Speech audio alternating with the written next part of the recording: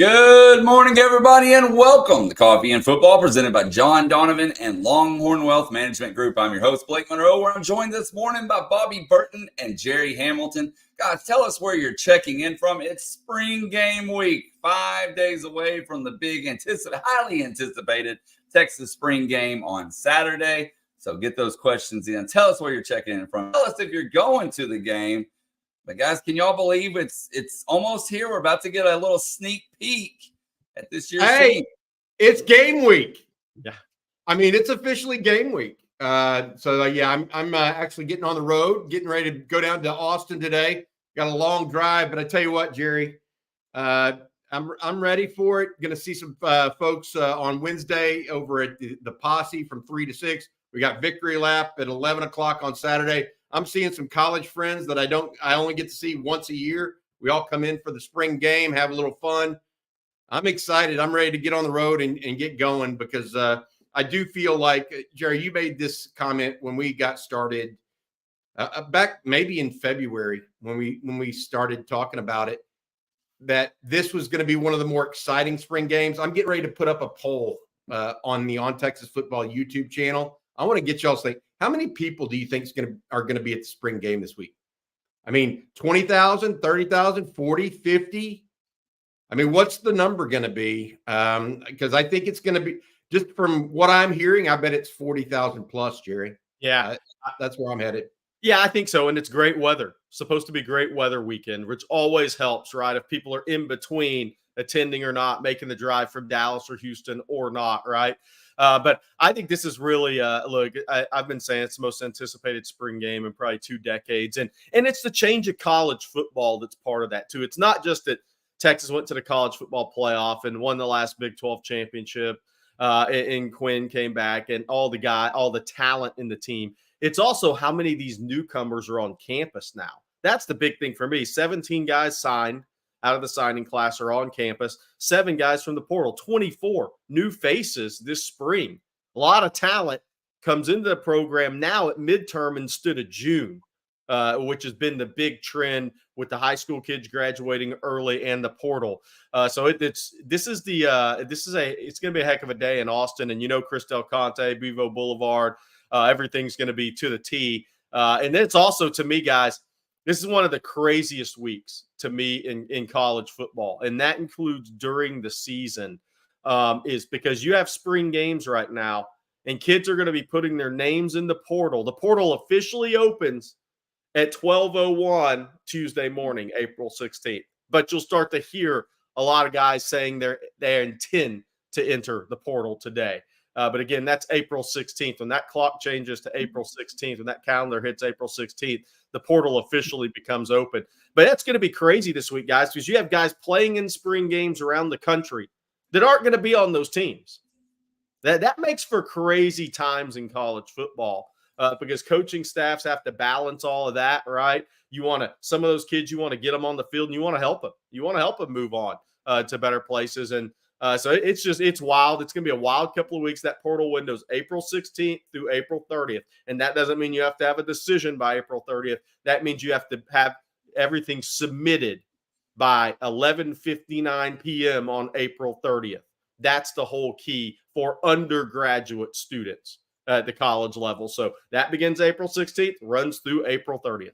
And WNBA draft today, Longhorns draft 10 days from now. Yeah, the NFL draft April 25th. So we'll be following that as well. Just a lot of stuff going on right now. Jerry, also the baseball team won 2 of 3 from the Houston Cougars. Baylor got swept by the ladies softball team. The ladies right now, number 1 in the country. Mike White joined us on the show preseason. Said he had a pretty good squad. Said he had more depth at pitching.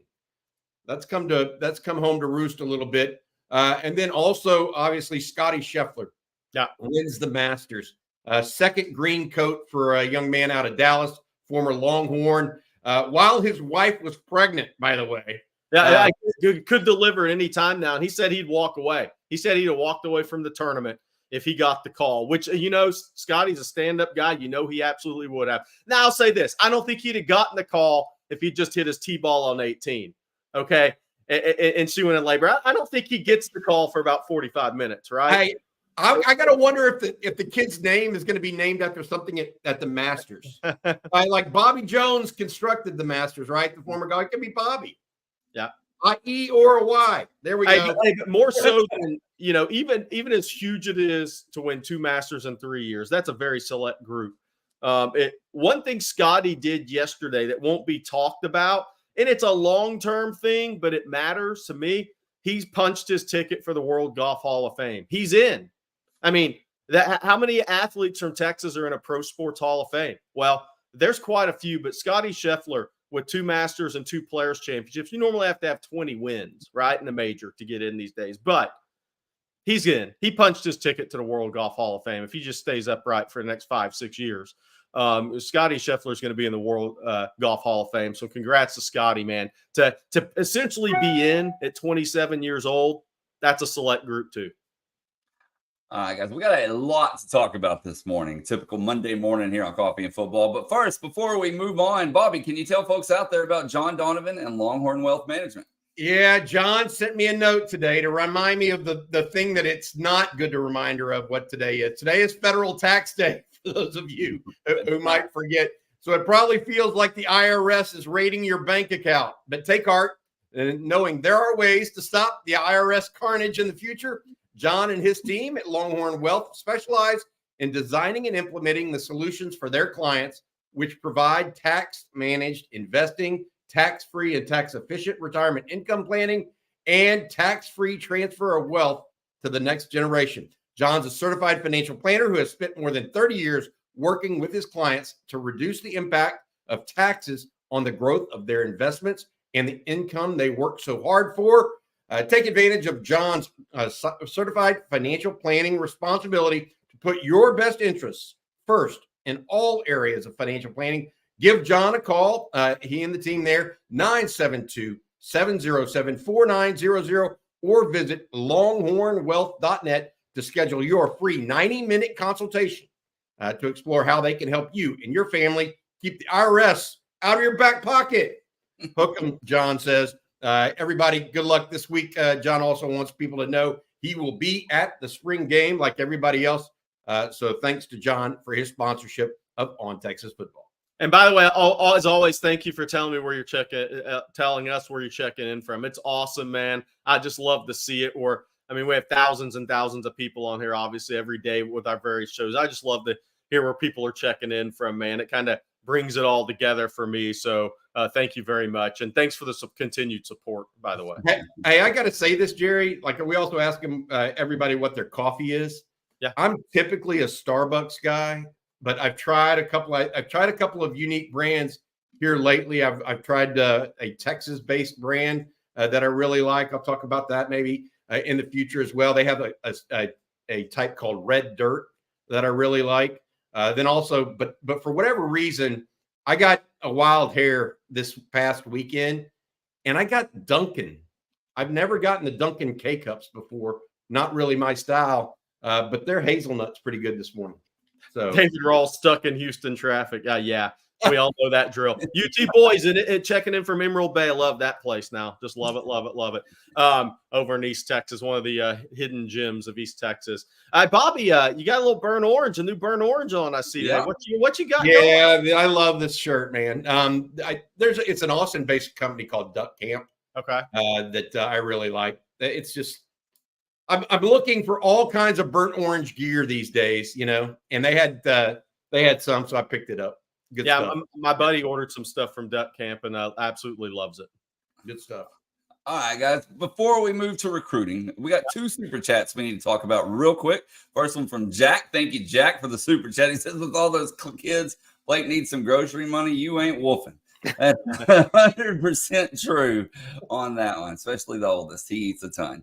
And then Henry James BC says, based on Saturday's scrimmage, is Arch the biggest bust in college football history? I love this. Thank you, Henry James. If anybody knows Henry James and his comedy, his high comedy, he's the best. He is one of the better posters on the message boards of On Texas Football. So he has obviously got tongue in cheek there. Look, let's talk a little bit about that, Jerry. And I talked to multiple people that were at the scrimmage on Saturday. And all of them said, yeah, Arch had some issues. He wasn't getting the ball out fast enough, but he was also under siege basically the entire time. He had the second string offensive line, which actually was offensive lineman number 8 through 13. 1 through 7, so Cole Hudson and Neto were both backups. They were only playing with the first team and rotating in and out. The second team is where they had problems, and they were also going up against Colin Simmons and Trey Moore on the outside and Jeray Bledsoe on the inside. Yeah. So those are all natural pass rushers, and I think that was a big deal. The one thing I would say is don't take too much out of it. And I talked to one guy there. He's like, look, this is what needs to happen for Arch to grow. You don't just grow by not seeing adversity and not overcoming it. You need to be under siege because he goes, look, I guarantee you there are going to be games where he's under siege, even with the first team offensive line. No matter how good your offensive line, there are going to be some people that light you up. So he has to get used to it. Good stuff there. And I think I love the fact that Henry James comes on here and talks about it, because if you read him on the message boards, he has he's one of those guys that you can always read with a little chuckle, I think. Yeah. I love it because what it'll do is it'll queue up more BS transfer articles and stuff. Should anybody be worried about Arch? If you are, that's probably not a good decision. All right. Well, Bobby, over on OnTexasFootball.com this morning, you wrote an article about the train is basically a rolling for Texas and Texas recruiting. I want to let you explain that a little more in depth. Yeah, absolutely. I'll put it this way, and I've been covering recruiting a long time, 30 plus years. Jerry's 20 plus years, 25 plus years. Here's the way it feels right now to me, and Jerry and I have talked about this off air too. Texas has added 2 commitments in the last 7 days. Ricky Stewart, the running back out of Tyler Chapel Hill, and Elijah Bo Barnes, the linebacker out of Dallas Skyline. Both of those guys were number 1 picks for them. Yep. Now, I'm not saying there aren't other linebackers they like and aren't other running backs they like, but they honed in on those guys as definite takes from the very start. All 6 of their guys right now are like that, right? All 6 of them.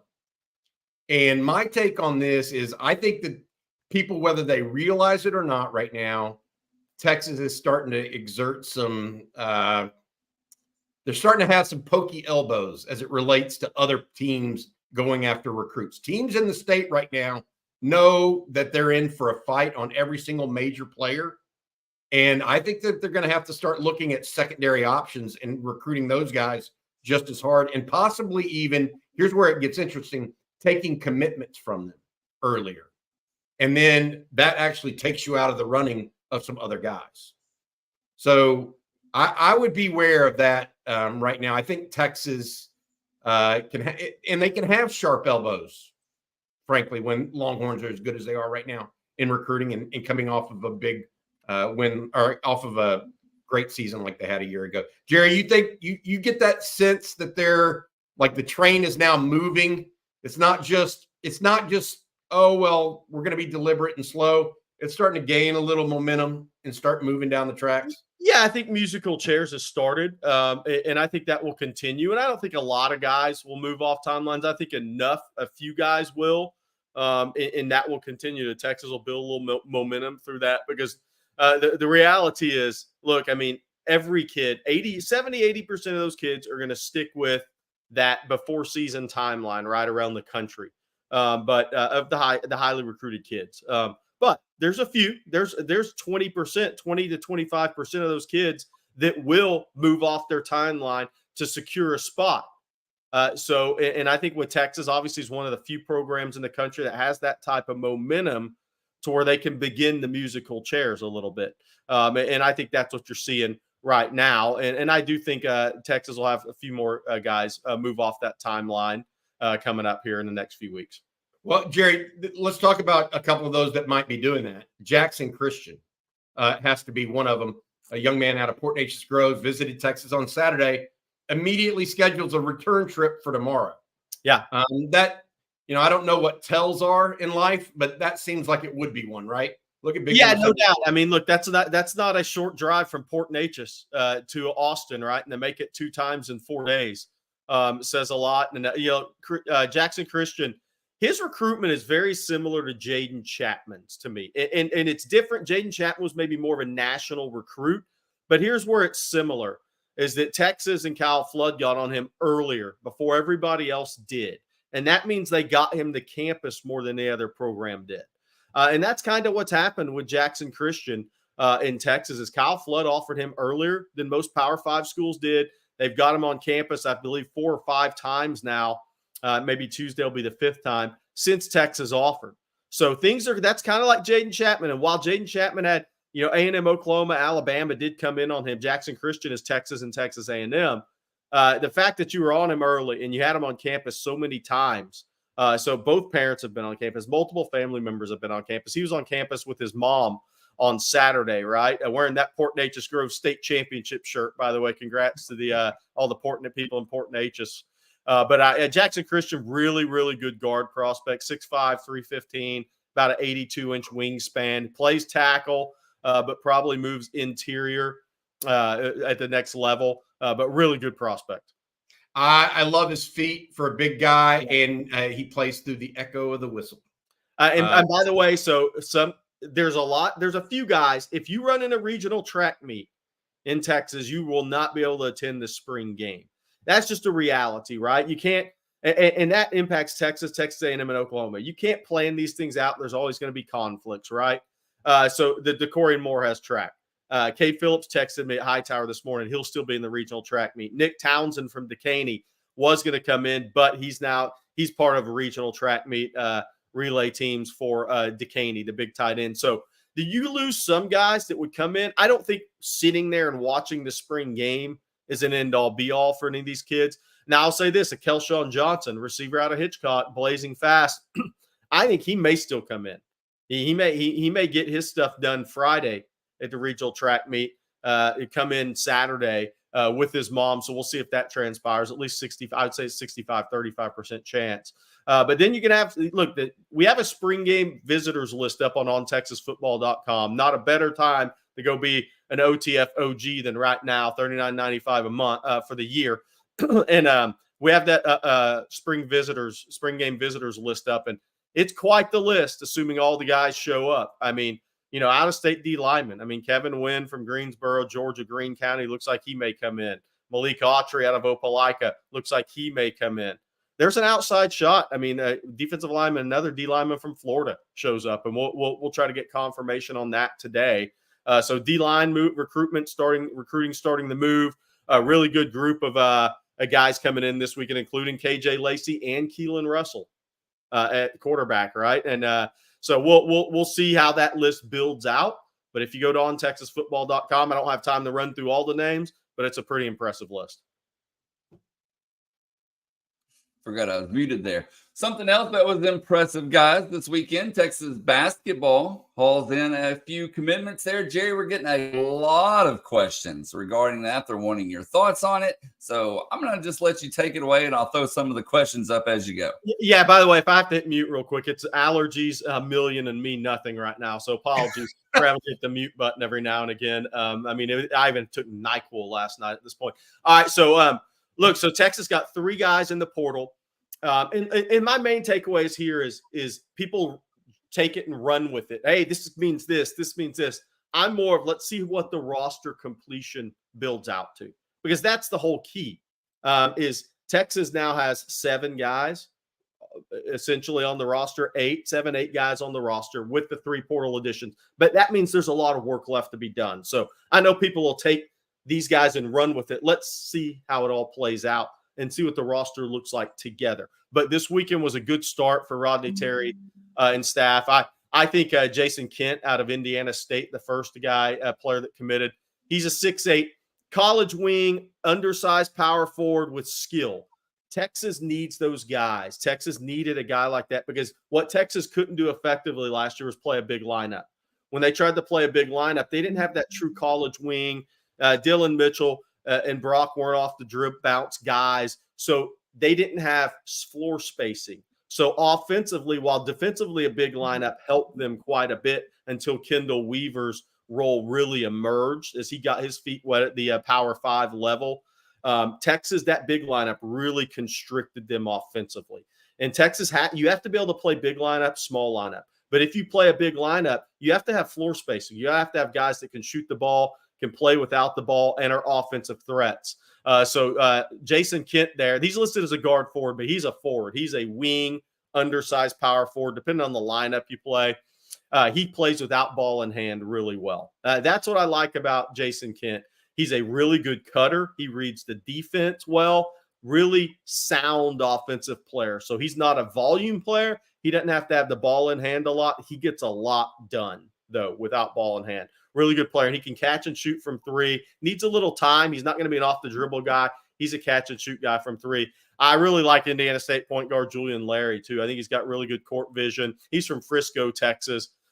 He makes open threes, which is big. He had his best three-point shooting season last year. There you see it, 46-2. Not a volume three-point shooter, but he makes open shots. But really good passer, good feel. There's a reason Indiana State, that coach got another job. He did a good job evaluating players that weren't highly recruited. Then Tremont Mark. Obviously, Tremont Mark's going to gain the headlines because he was at Houston. Then he went to Arkansas, and he averaged 16 a game for Arkansas. Had a rough year on the court, just to be fair. They had a rough year. But Tremont Mark's from Dickinson High, originally at Houston with Kelvin Sampson, a 6'6" left-handed guard. So Texas got the bigger guard, bigger wing player that they need, so they have more lineup versatility next year. Now, they have to put the rest of it together, right? I mean, that's the key, is what does the bigs look like? Who are you going to get at big? How are you going to protect the rim? What's that 8-man rotation going to look like as a whole? But last weekend was a good start for the Horns. They addressed something that was a major weakness last year as the season moved along, and really when you started looking at the season, that was big lineup, big wing play in college basketball. They just lacked it last year.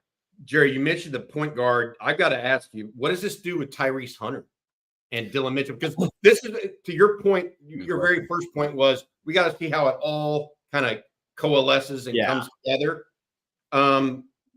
Tyrese Hunter has not said staying to my knowledge. Dylan Mitchell, is there any thought there? I mean, what's going on as far as the basketball portal outgoing? I mean, I know one guy already left, Chris Johnson, that didn't play much at all for Texas last year. But what's happening overall, I guess? Yeah, I'd be surprised. I said it right after the end of the season. I'd be surprised if either one of those guys were back at Texas. And I think this weekend's a clear indication of that. Interesting. And then we had a question, Jerry. They want to know if you had to give a grade on these three guys from Rudy O here. Jerry, what grade would you give the recent basketball portal acquisitions? I would say, so that's a good question. I mean, look, the number one target at guard, he committed to Alabama over the weekend. Young blood out of South Florida. He's a stud. He was originally from Tuscaloosa, so he was going to end up back at Bama once he hit the portal, but Texas tried on him. I would give him a solid B. I'd give him a solid B. I mean, look, the crazy thing basketball portal right now is, I don't know any way to say this, but some of the NIL numbers being thrown out are ridiculous for some of these players. So you have to make real decisions. I mean, and so those top 6, 7 guys in the portal, I mean, those numbers I've been hearing are ridiculous. So you have to make some decisions there. I mean, some of those guys could still end up in the NBA draft because it's the weakest NBA draft. Just some GMs are saying it's the weakest NBA draft ever this year. So if you're on the fence this year, and there's a chance you could really get drafted in this draft. So that's a tough decision by 2 or 3 of those guys really high up on that portal list. And what some of the numbers being thrown about are ridiculous. Now, some of those guys are going to end up at the Illinois or UConns of the world, right? And but I think Texas had a good weekend. I think Kansas has done well. I think Alabama's done very well so far. And then one other question that we're getting quite a bit, Jerry, the Cam Scott situation. People wanting to know about that. Can you elaborate a little bit on that? Yeah, I mean, look, Cam Scott, he's going to be a first-round pick probably in 2 years. You never want to lose a guy that's going to be a first-round draft pick, right? Texas is playing more portal guys than freshman guys. That's just the reality. of it. That doesn't mean you want to lose a player like Cam Scott, right? At all. Cam Scott's a tremendous, tremendous talent. So, but Texas made up. Look, this weekend they made up for that.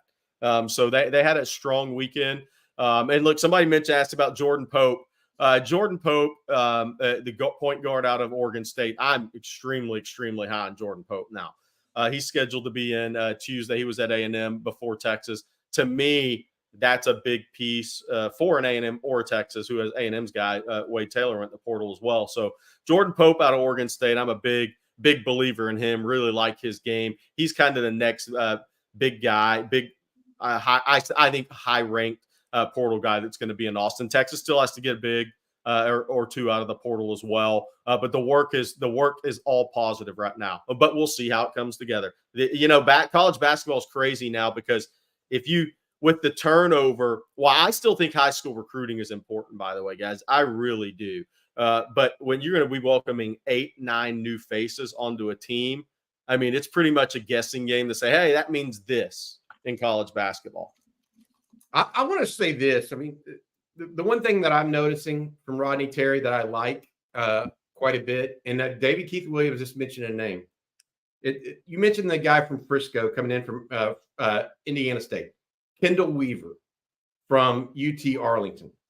I'm not so sure that Texas doesn't need more of those types of guys that overachieve relative to what they're doing. And then you add in a number one first-round pick, as opposed to majority of these guys being blue chips at the outset. Do you think that that's kind of what Rodney Terry is going for?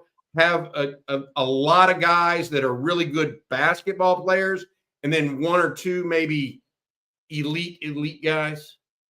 Yeah, I think there's a tough balance there in college basketball. Look, I mean, Danny Hurley's been the best at roster construction. That's why he got it done at UConn. I mean, people just see the results and they think, oh, Donovan Clingan's going to be a first-round pick. Wow, he must have been highly ranked out of high school. He actually wasn't. He was ranked anywhere from 30 to 60 by most people, right in that area code. I saw him at NBA PA Top 100 camp in Orlando.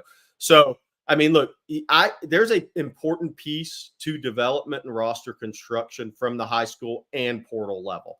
I think if you're very much portal driven, it becomes harder to recruit the high-end high school guys you want. So there's a balance you have to strike in college basketball right now. You can't be too freshman-oriented like John Calipari, and I think you're about to see a change at Arkansas with him. But there has to be a balance. You can't just go 8-9 new faces from the portal every year.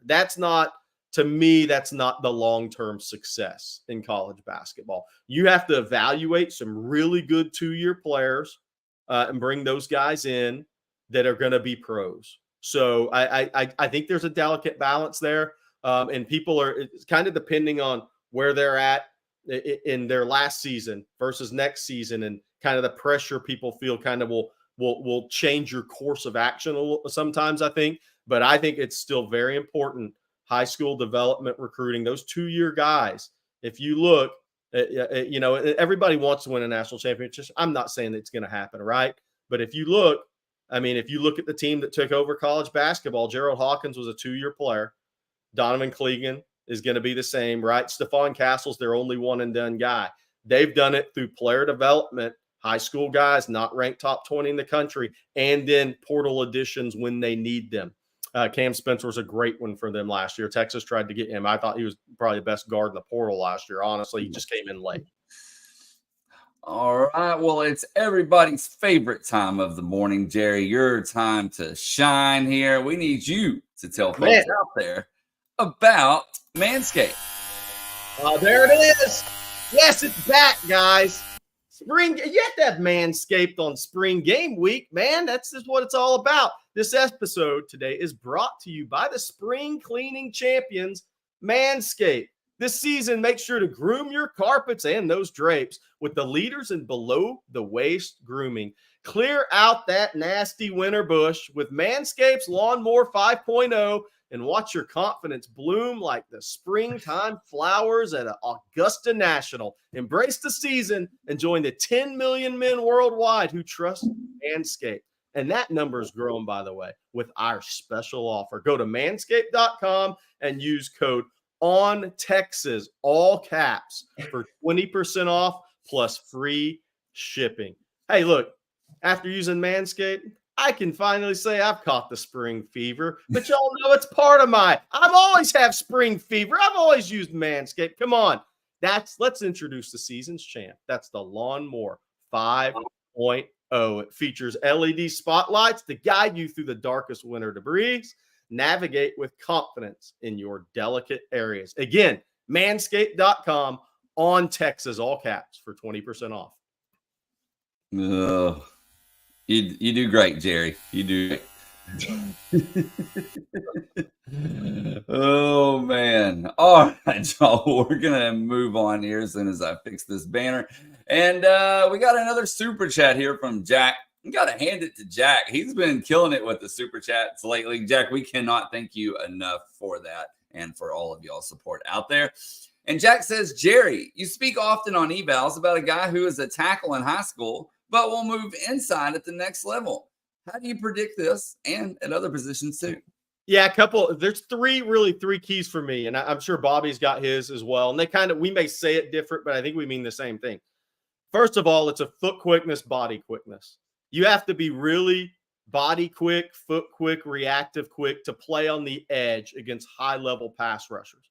Then you also have to have enough arm length, and you have to have that bend, that flexibility to you. And there's some prerequisites by some college coaches for height, but a 6'4" guy with really long arms that has the arm length can play offensive tackle if he's got the athleticism to do it. That's really to me, that's the biggest part is the first thing I look at. Like if you I remember going to Under Armour camp and seeing Laramie Tunzel for the first time. And you just kind of check the boxes. And this was before his junior year. Foot quickness was elite. Body quickness in those settings, which is made for the defensive lineman to win in a camp one-on-one setting. I'm sure everybody's seen the videos. That's made for a defensive lineman to win. There's no that your ears pinned ears back. You're coming after the quarterback in those situations. So if you have quick feet, you have the foot quickness, you have the body quickness, you have the arm length, right? Those are the three things I really look for, Bobby Burton, for guys that can play tackle at the next level, because I think sometimes we get too locked in on height versus everything before the height. And that's the foot quickness, the body quickness, the reactive quickness, and the arm length. All right. So I'll take it and I'll say this a little bit separately.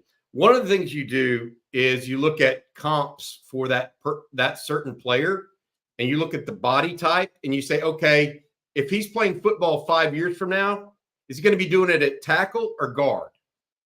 Now, Texas has enough elite players these days that they fit the criteria, if that makes sense. So Kelvin Banks looks like a tackle. Cam Williams looks like an NFL tackle. DJ Campbell looks like an NFL guard, right? And so Jackson Christian, if you're to go out and look at, he looks like an NFL guard, just generally. So that's part one to me is actually, okay, you're projecting where you think his best position will be at an elite level. Okay, where he's going to compete in the NFL. It's going to be center or guard, most likely guard, in my opinion, based on what I just watched of him and had watched on him before. But to Jerry's point, one of the biggest pieces that you want your tackles to have that a lot of guards don't have. Now, this isn't just general athleticism, because a lot of people can fire out and get after it. It's lateral athleticism. Yeah. And so that's a different story. It's almost like, can this guy guard someone in basketball? That's really like an offensive guard is not necessarily a guy that guards people well in basketball. An offensive tackle should be pretty good at mirroring. That is a skill that's just a little bit different. And that doesn't mean Jackson Christian can't do it. I'm not saying that. He's just not a dancing bear like Mike Williams or Kelvin Banks in some respects, right? He is a go-forward guy that has good skill and all this other stuff. Me personally, I can see him being a 325, 330-pound starting offensive guard in the NFL, making several $1 million a year. Why would you try to push him to be a tackle? And that's what I will be honest. That's Kyle mixes and matches and gives them all a shot, right, Jerry? Yeah, but Antoine had a great question, Bobby, to follow to move on or to further this point. There's certain college schemes where a future NFL guard can play tackle in college. So it's two different things. It's two different things as well. Projecting those. So if you're at the blue blood programs, though, you're projecting these guys out, yes, for your scheme, but how do I get these guys to the NFL? Because that's what recruits me more guys. I mean, that's just reality. But here, there's to his point, that's a great point. Scheme dependent. I mean, Art Brow's scheme, there were NFL guards that could play tackle in college at that scheme, quite a bit. You saw it in the Art years at Baylor, Connor Williams with Texas, right? And then there's also this. A lot of these guys, or some of these guys, will start their career at guard, and then kick out the tackle their first year, maybe at guard. Even the staff considers them a tackle long term, but maybe they start them at guard 1 year, then kick them out the tackle long term. So there's a lot of ways to go about it to answer Antoine's question. Yeah, and those are those super massive tackle guys like J.C. Latham, right? Yeah. That's 346.6. He can play inside or outside because he's so massive. Jackson Christian's a big guy. He's not. I mean, look, he's not 6'6", 360 like Cam Williams. So there's levels too. But look, I mean, here's the thing that I'm a big believer in. If you put people in the right position and allow them to be great at what they do, there's a force multiplier on your whole team. So if Jackson Christian can be an okay tackle, but could be a great guard, he needs to go be a great guard, because that will not only make him more money, that will make Texas a better football team. And at the end of the day, 10, 15 years down the road, everybody's going to look back like that was a good decision. He can play tackle in a pinch if he wants to. I'm not saying that, but man, that's why. And Jack also asked about other positions, Jerry, what you look for. Reactive quickness, I think, tends to be a big one for me at corner too. Yeah. It's almost like, can you guard a point guard? Yeah. Right. If use the basketball analogy again, Manny Muhammad could guard a point guard. Yes. Right. It's that kind of thought process that you have. Wide receivers for me, it's the thing that gets me about wide receivers that people miss on, I think, is exacting details oriented guy. Like, I want a detail oriented guy. He can be whatever off the field, but if on the field he gets after it from a detail level perspective that gets him that open, then more power to him. That's why you'll see. I mean, Xavier Worthy, just tremendous attention to detail. Those guys tend to be great players. Otherwise, I think they might be better safeties. Yeah. So that's my opinion. All right, guys, we've had a lot of people join us since we first started the show about 35, 40 minutes ago. So let's recap the news of the day. Obviously, spring game is days away. It's spring game week here, a big week for the Longhorns. A lot going on in recruiting as well, along with the portal opening tomorrow. Can y'all run down that for a second? Yeah, the portal officially opens 12/01, April 16th. That's for your undergraduate college players, right? So that window's from April 16th to April 30th. That doesn't mean you have to have a decision by April 30th. You just have to be officially in the portal by April 30th. Now, that a kid could put his name in the portal on April 30th at 11:58 p.m., and you won't know about that for 48 hours because there's a 48-hour window there. So that's the key with the portal. If you're a graduate, you can go in the portal, period, right? So but for the undergraduates, which is the vast majority of players that will be in the portal, that begins at 12:01 a.m. on April 16th and runs through 11:59 p.m. on April 30th. And we're setting up one of the craziest weeks in college football because guys are going to be practicing this week and in spring games this weekend and having no intention of being part of the program anymore. So that sets up one of the craziest weeks for me in college football. And look, the staff's not caught off guard by this. They have a feel. So there's rarely an unknown that jumps into the portal. It may be a few if you're at the lower level, but when you're at the blue blood level, Bobby, you don't really get totally blindsided by any moves. Very rarely. Texas was, like, for example, of all the players that got in the portal in the spring after the regular season, the only one that mildly surprised Texas was Trill Carter. Yeah. And that was the only one. And I think there was 6 or 7 guys that jumped in at that point. I can't remember the number, but my point is, to Jerry's discussion, it is rare that the coaches are truly surprised. I would add this: Texas also expected to be very, very acquisitive in the portal. At least at 2 or 3 guys on the defensive line. Bill Norton out of Arizona has said he's going into the portal. That is a guy that Texas is going to be interested in my opinion. And from what I've been told behind the scenes, Norton played for Johnny Nansen last year at Arizona. Of course, Texas already has Tia Savea on the roster. So I'm sure Savea kind of played that off on Saturday afternoon. But look, Norton is a guy that Texas would like to add on the interior. He's originally from Memphis and signed with Georgia out of high school. So it will be his 3rd college. But look, April 16th can't get here soon enough. I do think that there are going to be some other guys going into the portal that Texas is going to be interested in. We'll see exactly how it all shakes out. Yeah, and by the way, so a guy like Bill Norton, what makes him appealing to Texas and what Texas is really looking for, he played a lot of snaps in the A gaps last year. That's really, when we talk about this with D-line, that's really the need. There's those A gap snaps, that A gap experience. So not that Texas wouldn't take a tremendous 3-tech guy, but those A gap snaps are big right now.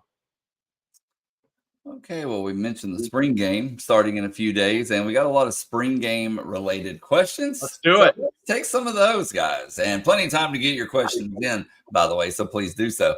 UT Tyler guy says, is there a particular side, defense or offense, that you want to see perform better than the other? And if so, why? Yeah, I want to see the tough thing for the edge guys in the spring game, right, Bobby, is it's not – the quarterbacks are protected, right? So it's sometimes you can be really good on the edge, and guys are kind of pulling up, right? They're kind of slowing down. But I want to see the instant edge quickness, the BGO, as Rod Babers calls it. I want to see the BGO of this team Saturday. I want to see improvement there. The safeties I'd like to see have a really good day. I think there's depth at safety. I think the safety position's improved. I'd like to see those guys have a really good day on Saturday. And then, look, I'm not really – Cedric Baxter, Jaden Blue gets the majority of the conversation here at running back, and I get it. But I'm really excited to see Trey Wisner, Christian Clark, Jarrett Gibson, and even what does Savion Red look like at 235 pounds? The depth of the running back room. I mean, think about last year. Now, why I'm saying this is I want to see those guys extensively in the spring game because Cedric Baxter fought injuries off and on last year, and Jonathan Brooks ended up with an ACL injury late in the season. Depth at running back, while the 2 guys that take up most of the oxygen, Blue and Baxter, there's going to be injuries at that position. So I'm excited to see the young guys at running back and see what those guys really look like in their first scrimmage, Christian Clark and Jarrett Gibson, because I think we have a feeling for what Trey Wisner is already. I'm looking for the quarterback's relationship with the wide receivers. What does it really look like? Because we've had some hit and miss in that based on our intel this spring. A little bit of miss on Saturday, even though I'm told that Quinn Ewers looked fantastic during the scrimmage. So I'm looking for that. I'm looking to see, do I really think that this interior defensive line, what does it really look like right now? It's one thing to say, yes, it's a zero-sum game between, if the offensive line is winning and the defensive line is losing, then it's just a mix and match. Texas must be good on the offensive line. Yes, but I want to see whether or not they're even competitive, right? There's a difference between zero sum and being competitive.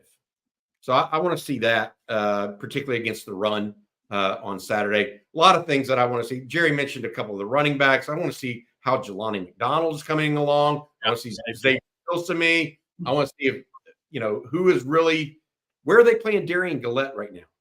And how does he mix and match? Because I think that's a guy that I've been told is starting to come on. And then obviously I want to see Colin Simmons and Ryan Wingo.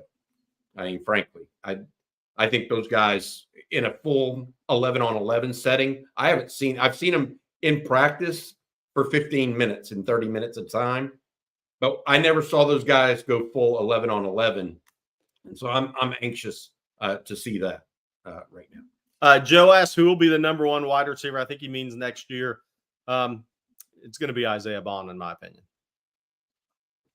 All right, and then this next question here is, and we've gotten this a little bit off and on, but it is a popular question. Texas fan in Soonerland, is there something going on with Jonte Cook? I don't really hear about him too much. Should we be concerned? And then Sandman 23, how is Jonte Cook doing? Well, he caught the first touchdown of the scrimmage on Saturday. He's doing well. He is one of the 3 starters. So we mentioned this on Saturday and Sunday. Texas started out the spring scrimmage with 3 starters at wide receiver, and this may surprise some people. Isaiah Bond, Jonte Cook, and DeAndre Moore. DeAndre Moore running first string right now over Matthew Golden, for example. So that's the starters. Cook has been performing okay, but hasn't been elite during spring practice. He had his best practice on Saturday, though, of the spring and maybe of his time at Texas. We'll see what all that means and how it goes. The problem I've heard, and this isn't to deal with Jonte in particular, is they're not making as many contested catches as they need to be making in practice. So drops and contested catches, that may be the difference this year between Texas winning 10 games and 12 games. I'm just telling you. Defensive tackle, same thing. Being good and being great. Those little bitty things can make a big difference. Also, we had a question. I want to mention this. We had a question whether or not when the spring game started, whether or not it was free to attend and where it might be televised on. The spring game starts at 1 o'clock on Saturday. It is absolutely free to attend. You should show up a little early, take in the festivities, etc. Watch the guys warm up. And then also it is going to be televised on Longhorn Network or the ESPN app if you have that ability. Blake, I need to say thank you and want to say thank you to Factor. They're one of our sponsors each and every, or not each and every week, but this week they are. Eat stress-free this spring with Factor's delicious, ready-to-eat meals. Every fresh, never frozen meal is chef-crafted, dietitian approved, and ready to eat in just 2 minutes. That's what I love about it. I literally pop it in the microwave, and two minutes later, I'm ready to go with a really, really good meal. They have great, they can do gourmet meals. Try meals that feature premium ingredients like filet mignon, shrimp, truffle butter, broccolini, asparagus. No fuss, no mess meals. Factor eliminates the hassle of prepping, cooking, and cleaning up. Believe me, I use them a lot because I work out in my house. A lot of you guys work out of your house, but you don't want to go and have to go get food or make your own food each and every day. Factor is a really good solution for fast premium meals without the need to cook. They also allow you to start and stop your program. So if you're going to be out of town like I am this week, you can actually kind of customize your schedule. You also have an opportunity to get as many meals as you want in a week or as few. I think down to 6 in a single week. So head to factormeals.com/Texas50 for a special offer. Use code Texas50 to get 50% off your first box plus 20% off your next box. That's Texas code at factormeals.com/Texas50 to get 50% off your first box. And now they've got a new one plus 20% off your next box. So that's not just one meal. That's your whole week, basically. 50% off the first one plus 20% off your next one. While your subscription is active, I'm being told that a lot of Texas fans taking people up on this. That's Texas 50 is the promo code. Hey, Jay Smooth asked, read over the weekend that Elijah Bo Barnes shut down his recruit and won't take any more visits. Yeah, Elijah Bo Barnes is about as locked on the Longhorns as any prospect I've covered that committed early in a while. So I think he's 100% in with Texas, and it will be one of the leaders of the class. And we got some more. How does so-and-so player look so far in the spring? We'll start with this one from Sandman23. He says, what about Trey Moore? Or is it Trey Moore or DeAndre? Oh, good question. Let's talk about both of them. Go ahead. I think Trey Moore, we've talked about a lot. He's going to be a difference maker defensively for Texas. He's got that BGO. That's easily seen, right? But what he has done is he's shown the ability to be physical, set the edge for an undersized player, undersized relative terms, right? But I think Trey Moore's had a tremendous spring, and it's more than just on the field, off the field. I mean, you don't see many portal guys that could be considered to be a team captain. And that's really the level I think Texas staff sees him, Trey Moore, right now. DeAndre Moore, I'll continue to say, continues to be one of the smoothest, best route runners on the team. If there's a wide receiver that Quinn Ewers or Arch absolutely knows where he's going to be and when he's going to be there, DeAndre Moore's a guy that's at the top of that list, right? So DeAndre Moore's had a solid spring. And I think it'll be he's made, to me, Bob, he's probably made the most of his opportunity, because since Silas Bolden is a graduate student and won't get to Texas until June, that slot receiver, you have to have a really good spring and kind of make your mark with a very experienced player coming in June. And I think DeAndre Moore's had a good spring. And Roger G, we'll switch gears here for a minute. Y'all see us blitzing more now that our secondary is hopefully much improved compared to last year? I think that this is a fair question. I do think that they can be more aggressive. Mm-hmm. I think because they feel, look, a lot of these guys now have so much time in the secondary. Manny Muhammad's a full year. Terrence Brooks is a full year starter now. Those are your two corners, right? Last year they had Ryan Watts and Terrence Brooks hadn't really started. Manny Muhammad hadn't played a game. Gavin Holmes had just come over, right? Now they feel much better at corner, I think, overall. And I think they feel much better at safety from a speed perspective. Because Jaron Thompson, he knew the plays. Don't get me wrong. He really was good about that. His issue was he didn't necessarily have the speed to make and travel. Makuba has that. Derek Williams has that. Derek Williams has another year in the program as well. Michael Taff is back.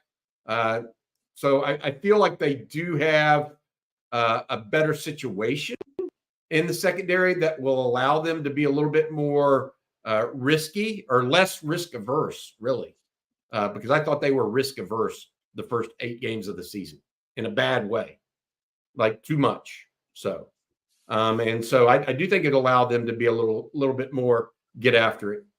Hopefully that will help also in the run game. They can run blitz more probably too. I think where you become really dangerous as a defense is when you can get front 4 pressure and then dial up your blitz behind it. That's where things go to another level. And to me, that's going to be the key for Texas this year, taking a step defensively, is do they get more front 4 pressure? And that's obviously going to fall on the edges. And the key there for me is the PFF puts out good stats, pressures, all that, but there's a big difference between pressures and hits on quarterback and getting quarterback to ground. If you can have that front 4, if you can really get that defensive line, that front blitz pressure without bringing numbers, then you're putting a lot of pressure on an offensive line. Then you bring your number at the right time, your numbers at the right time behind it, and that offensive line's playing on its heels. That's where you go to the next level defensively. And then Horn 7 wants to know, will we see more off-schedule plays? Oh, that's a great – from the offense or defense. I don't think you're going to see necessarily more off-schedule plays from the offense than a year ago, because with Xavier Worthy Adonai Mitchell, Jonathan Brooks, you're JT Sanders. You're losing 4 guys that are NFL guys at skill position. So I don't think you're going to see more off-schedule plays on offense, even though you're inserting Jaden Blue more frequently. And I do hear that he's maybe the one guy right now that is making more off-schedule plays than others. His speed has been legitimately big time and been a problem for the Texas defense, by the way. So there's that. On defense, I do think we might see more off-schedule plays, particularly from linebacker Anthony Hill now that he's got a full year. Plus, he's going to be the full-time starter. You add Trey Moore, who is a off-schedule play guy at 14.5 sacks. Colin Simmons.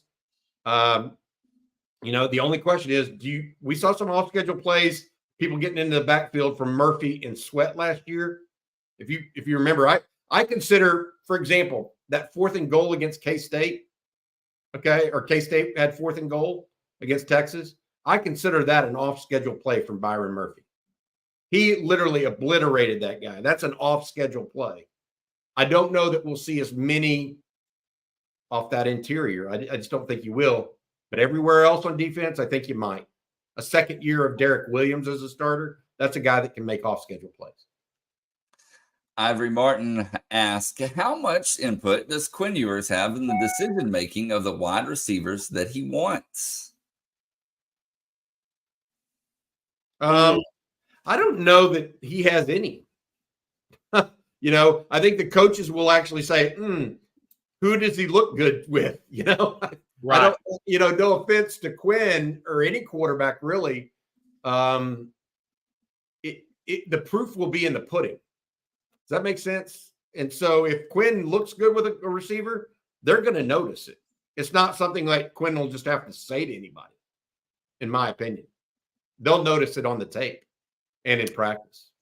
Hey, Blake, had a couple of recruiting questions I want to hit on. Somebody asked about Riley Pettijohn. Texas will take 3 linebackers in this class. So Elijah Barnes is committed.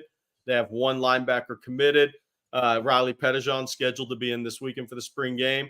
Jonathan Cunningham, I didn't say this yet, but Jonathan Cunningham, the 2025 linebacker from North Crowley, per somebody close to that recruitment or close to North Crowley, said that his official visit's locked in for June 14th through 16th now. That's Jonathan Cunningham.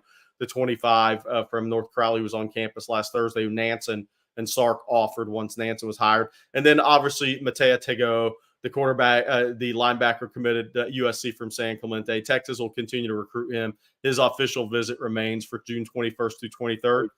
Those USC guys are continuing to make visits. So we'll see if that one happens too. My guess is the visits will continue, but we'll see. Nasir Wyatt also coming in out of Mater Dei. Nasir Wyatt out of Mater Dei coming in for the spring game.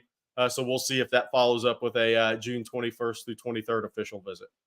Let's take some more recruiting questions, Jerry, because we do have quite a few of them. We'll start with this one from Living Rent Free in UT. Any good news with Hayden Lowe and Damian Shanklin? I heard from a Notre Dame fan that they were falling behind in his recruitment. Yeah, I mean, Shanklin's kind of the wild. He's one of the wild cards. Nick Brooks, those Midwest guys are wild cards for Texas. Nick Brooks, the offensive lineman from Cedar Rapids, scheduled to be in for the spring game and then take a June 14th through 16th official visit. And I brought him up because just to bring him up with Shanklin. Those Midwest guys are kind of wild cards for Texas. Shanklin, Notre Dame's been the favorite for a long time, scheduled to be at the Notre Dame spring game coming up. But Tennessee official visit, Texas official visit. And again, that he's a real wild card. We'll have to see what happens there for Texas. I don't have the answer on that one right now. Hayden Lowe, look, when Texas set him up and really for a visit, and he's coming in June 14th through 16th, I think he was off the radar for people over at Oaks Christian and Westlake Village. But if you look at his visitor list, his official visit list, it's Georgia, it's Texas, it's USC, it's Oregon, it's Miami. A true national recruitment. Georgia has to fly over a lot of really talented edge prospects to bring in a kid from Oaks Christian for an official visit. That tells you how good Hayden Lowe and what his upside is. And his upside for some it could be a first-round pick one day.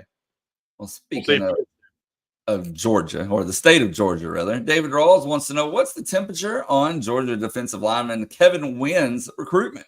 Look, he's scheduled to be, and we broke that news on Texas Football last week. He's scheduled to be in Saturday for the spring game. Now, he's got to follow through and do that. I think Florida State's the favorite right now, but he's got that Georgia official visit now lined up May 31st through June 2nd. He's got FSU. So those are the teams in Alabama. Those are really the three teams that I hear most with Kevin Wynn. And Greensboro, look, Greensboro's in between Atlanta and Athens. Now, there's tons of talented defensive linemen in Georgia this year. So Georgia cannot take all those guys. Bottom line, they can't do it. So a couple, three really, really good defensive linemen are going to probably go out of state there. And Kevin Wynn's an over-the-ball player, throws the shot about 50, plays basketball, really good prospect. And that, Kenny Baker's from Georgia. And the other thing about Kevin Wynn, he's not a guy as of right now, and some of these guys will move off their timeline, but he's not a guy right now that's a lock to even announce a decision before his senior season. So Texas has some time to make up there, but I think Florida State is considered the favorite right now. And we had a question here from Champ Bailey 3. He says, Jerry, Michael Fasusi just came off his visit to Oklahoma. What feel do you get in that recruitment now that the dust has settled? I think Texas may have a little more confidence in Oklahoma right now for that, but we'll see how it plays out. Official visits coming up. Texas gets the last official visit June 21st through 23rd. Obviously, he was on campus last week on Tuesday with his father. He spent a lot of time going through pretty much an entire University of Texas football day. Went over, took a good look at the McCombs Business School, talked to a couple of former players that are impactful in the recruitment or could be. So I think Texas is in a good spot for Fasusi right now. I think it's Texas or Oklahoma. I think A&M's trying to push to be in that race, obviously. But I do expect it to come down to Texas and Oklahoma, and I think Texas has a little more confidence right now. I got to say this. If a recruit is looking at the UT Business School and comparing it to anyone that's a major power in football, there's not going to be any comparison. I mean, just to be clear, the Texas Business School right now, McCombs, is just killing it in all the rankings. So if Fasusi and his family are impacted by that, I mean, the OU Business School is just not, it's not in the same category. That's something to consider as well. Before we move on, fellas, Bobby, can you tell folks out there about John Donovan and how he can help them? Yeah, absolutely. Today is tax day, April 15th. I've rooted every day since I've been able to pay taxes. So it probably feels like the IRS is raiding your bank account today. But take heart knowing there are people out there like John Donovan that can help you deal with the IRS carnage. He and his team at Longhorn Wealth specialize in designing and implementing solutions for their clients, which provide tax-managed investing, tax-free and tax-efficient retirement income planning, and tax-free transfer of wealth to the next generation. Take advantage of John's fiduciary responsibility to put your best interests first in all areas of financial planning by simply giving John and the Longhorn Wealth team a call at 972-707-4900 or visit him at longhornwealth.net to schedule your free 90-minute consultation to explore how he can help you and your family keep the IRS at bay and achieve tax-efficient financial independence and security. John will be at the spring game like so many of us. Hook them to John and Longhorn Wealth Management Group, that our sponsor for every Monday's Coffee and Football. You muted, Jerry. I know we got a couple other questions, but Bobby, real quick, tell everybody where we're going to be Wednesday and Saturday again before the spring game one more time. Yeah, please come out. This is a totally free, everything's free, but my point is come out and visit us at the Posse on Wednesday if you're in town and want to just have a little happy hour with us from about 3 to 5:30 at the Posse East. It's really adjacent to the university. If you're in town, Jerry, myself, Rod, we're all going to be there, and I'm buying the first beer for everybody. We'll also hang out and just talk a little Texas football. Then on Saturday, we're at the Victory Lap, which is a relatively new bar across from the Castilian. And I say bar, but it's more of an open air venue. So we'll be there doing a pregame show from 11 to 12 on Saturday on game day. So if you want to go there and then go over to the stadium, we're going to be walking over to the stadium around 12 o'clock on Saturday. So hope everybody has a good time. Please come out and join us. Okay, we have a few super chats that we need to knock out. This first one here from Mike. Thank you, Mike. He says, greeting from Hazleton, Pennsylvania. I'm sorry if this was already brought up, but thoughts on Texas men's basketball portal additions and the loss of Cam Scott. Take it away, Jerry. Yeah, I thought Texas had a good day yesterday in the portal. Again, what I really liked is Jason Kent from Indiana State. And not that he's the best player of the three, but from what Texas lacked last year as a team to where they need to go this year as a team, he's a big combo forward that can play on the wing that has offensive game. He can shoot it. He's a great cutter. He really reads defense as well. So Texas struggled last year when they tried to go to a big lineup. They really struggled with floor space and scoring the basketball. And that had to be addressed for Texas because you have to be able to play big and small. You have to be able to play both. But you have to be able to play both with floor spacing. Because if you can't space the floor at the college game with the three-point line where it is, you have a tough time scoring. So I thought Jason Kent's addition is big. The other guys, Tremont Mark from Arkansas, and the point guard, Julian Larry, who's from Frisco, also from Indiana State. Those guys may get more of the chatter on various message boards in Longhorn land, but Jason Kent brings Texas something they struggled with last year. So that role can't be talked about enough. I think Larry's a solid player with ball in hand. Tremont Mark's a 6'6" lefty that can score it. He plays very well in the mid-range. He did at Houston and at Arkansas. He gets to the free throw line for about 5.5 attempts a game, which I think Texas needs to get to the free throw line more. And he converted about 78-79% for his career. So I thought Texas had a good start. What does it mean long-term? It all depends on how this thing comes together. I mean, this is it's a fast marathon, so to speak, but it's not a sprint. I mean, Texas has going to have 8 new faces next year. So how the rest of this comes together, I love the Pope, the guard out of Oregon State, who's going to be on campus tomorrow. I think he's tremendous. Asked about Cam Scott. You never want to lose future first-round pick. Just a reality. I don't care what the reasoning is behind it. Cam Scott is probably a first-round pick after 2 years. A really good player, but Texas did very well in the portal yesterday.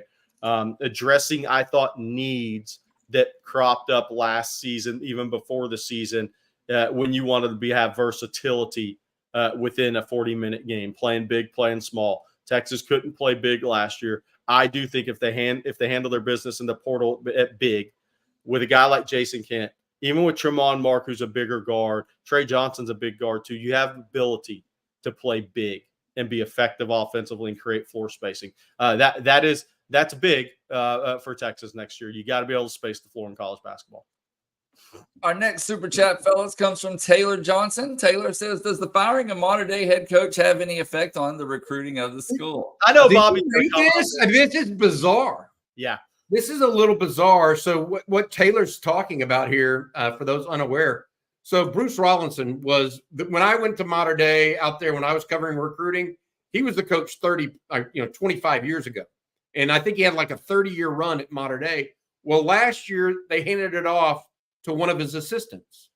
And guess what? That assistant went and won another championship for them.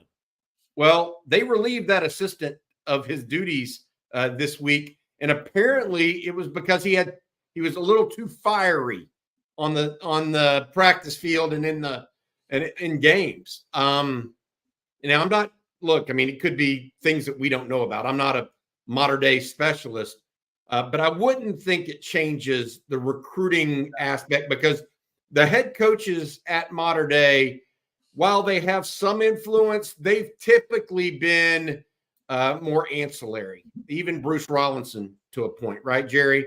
A lot of high school coaches are that way. And so I don't feel, I mean, frankly, Modern Day recruits a lot of players to Modern Day in the first place. Yeah. And so I don't think it's going to impact them much. If any at all. They've already named an interim coach, by the way, who was the director of recruiting operations for Modern Day. So it's I don't think so, Taylor. It's high stakes football at that level. I mean, St. John Bosco, Modern Day. I mean, it's very high stakes high school football out there. I mean, there's a lot of kids that bust in an hour a day one way to go to Modern Day. Yeah. Hey, Jerry, it's crazy though. They're getting rid of a coach that won a championship. Yeah. So you never know what goes on behind the scene, guys. I mean, we don't at this point. So to conjecture, but man, because he's fiery, I mean, is that really a reason? The official release from them says the search for a new head football coach will commence immediately. They remain steadfast in their commitment to providing outstanding athletic opportunities. So we'll see. All right, one more super chat, y'all. This one from Dennis. Thank you, Dennis. And he says, Bobby, I got to hang out with Coach Penders at the Houstonian for an hour or so after Houston beat Memphis. He believes Texas OU is the #1 sporting event, but you have to be there on Thursday. Why? You have to be at Texas OU on a Thursday. There's all kinds of leading up to that. There's a golf event on Thursday. Then the Texas X's have a big golf event on Friday. I mean, there are some. What's that? State fair. There's all State of it. fair, but I think that he's talking about a dinner that goes on with the bigwigs on Thursday night. Yeah. That there might be 3 or 4 billionaires in that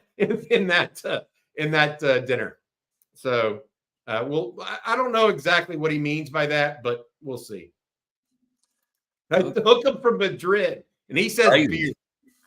He says beer because it's what 6 hours ahead. He's already happy hour. So I'm amazed at how many people from 5 o'clock somewhere.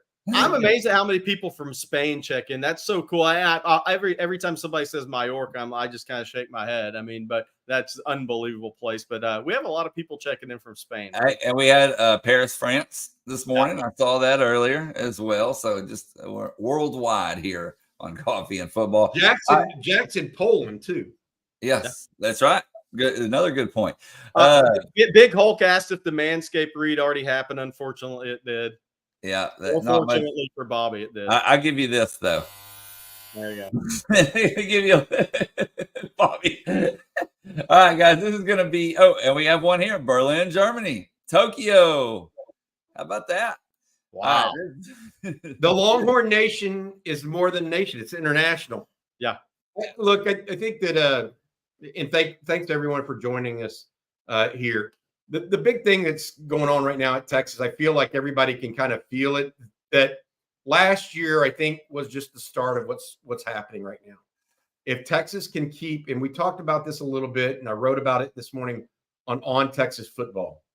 If Texas can just keep the train on the tracks for another year, I've got a sneaky suspicion we're looking at a time where the Longhorns are going to be really good for a long period. And Steve Sarkisian, when he was first hired, I'll admit I was a partial skeptic.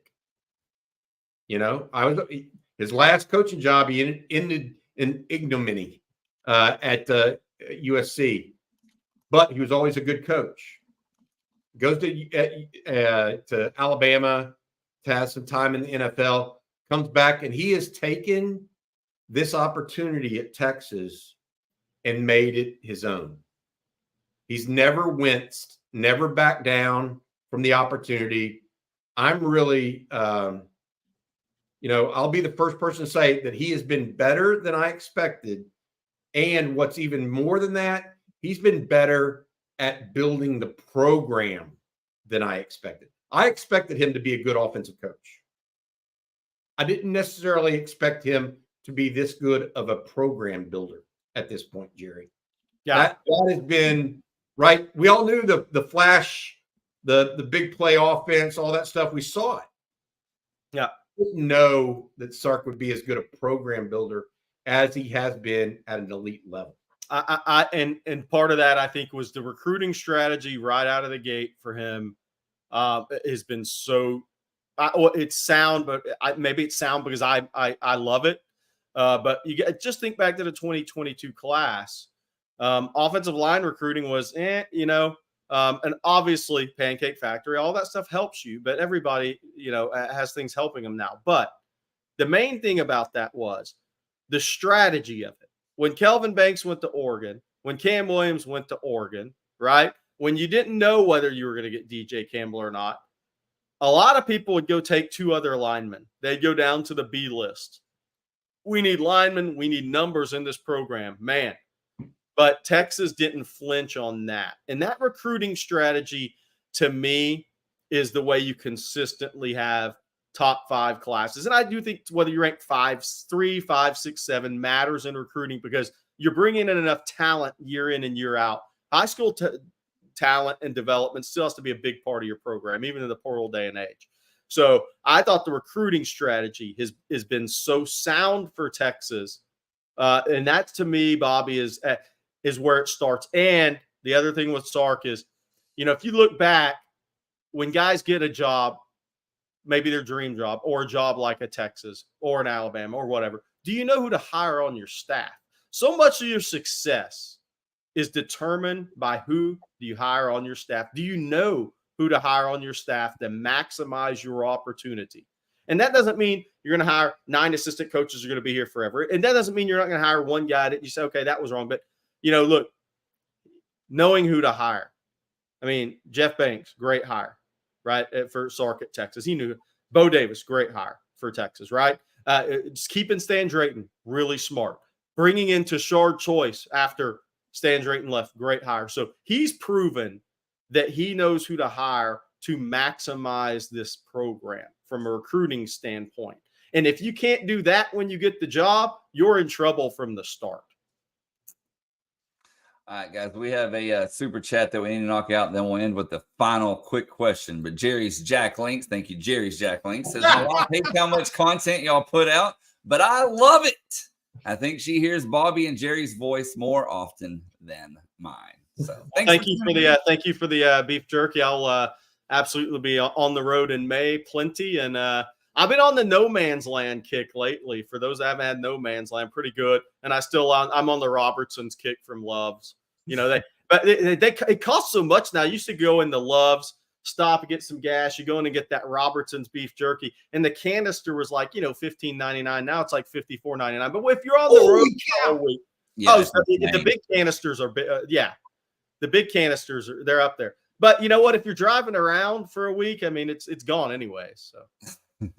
All right, so this is going to be the last question for today. Rudy O says, which player, we're just going to pick one, has the most to improve at the spring game?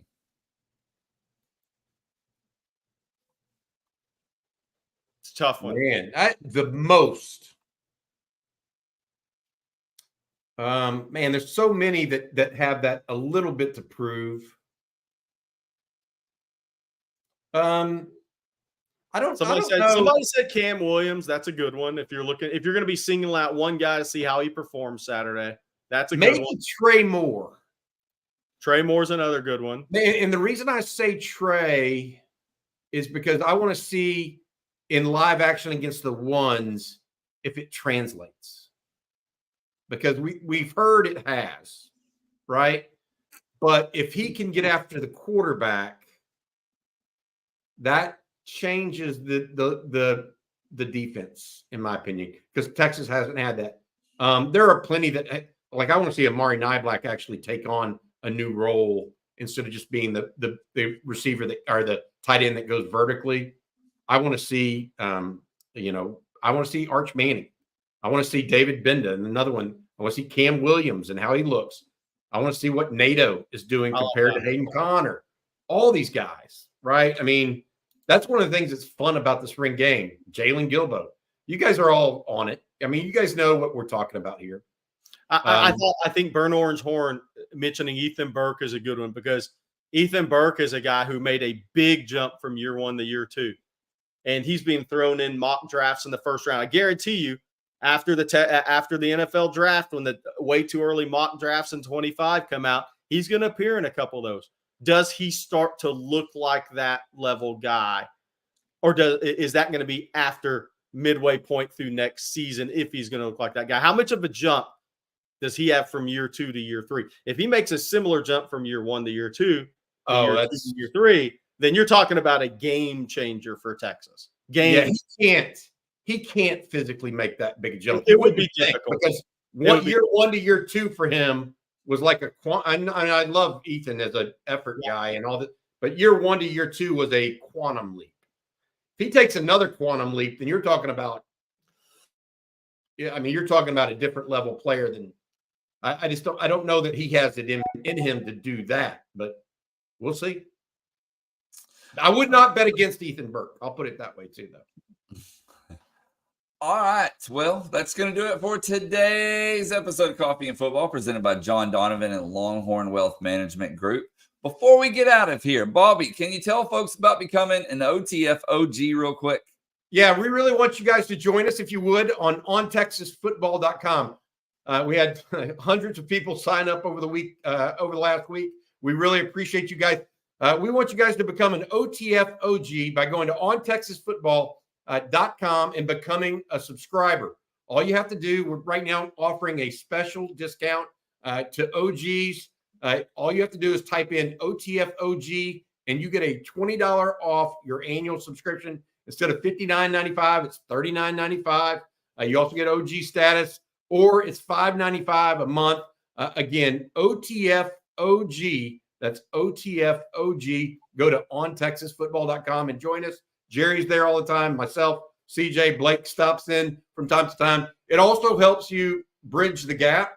If you're looking for the latest video, but it's not all the way updated, etc., we've got the latest news on ontexasfootball.com. Come join us. Plus, you get to hear from Henry James. Yes. His snarkiness at times.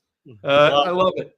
We're all just building a community on texasfootball.com. Please join us and become part of it. Well, that's going to do it for today's episode. Like I said, tomorrow we have a big guest coming in.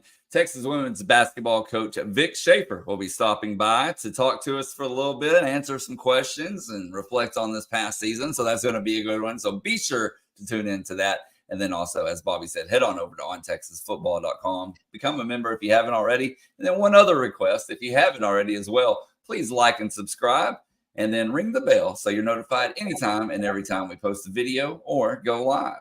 So that's portal opens tonight. Don't forget. Yep. I'm about to write and start our portal thread at ontexasfootball.com. So the portal thread's about to go up, which will be mass hysteria. Just a little under 15 hours. So don't miss that before that opens. And then we want to say thank you to John Donovan, Longhorn Wealth Management Group, along with Manscaped and Factor for sponsoring today's show. Thank you all for tuning in and for the super chats, the great conversation. And for Bobby Burton and Jerry Hamilton, I'm Blake Monroe, and we'll see you tomorrow morning.